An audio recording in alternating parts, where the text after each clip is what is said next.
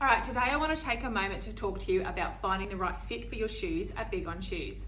So one thing we love to do here is measure shoes. Now I know that might seem like a crazy thing to love, but the reason we like to do it is because it allows you to find the right fit for your feet. So when we're measuring our shoes, we've got our trusty old tape measure, and we actually work to measure the widest part at the front on the inside part of the shoe, as well as the length of the shoe from the tip of the shoe down to the center of the back.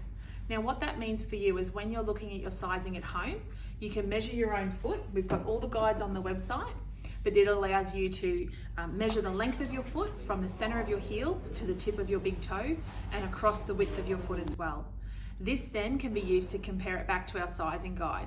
This sizing guide will let you work out the right size for you because every brand is different. You might be a size 44 in one brand, but a 45 in another, and down to a 43 or a size 12 in a different one.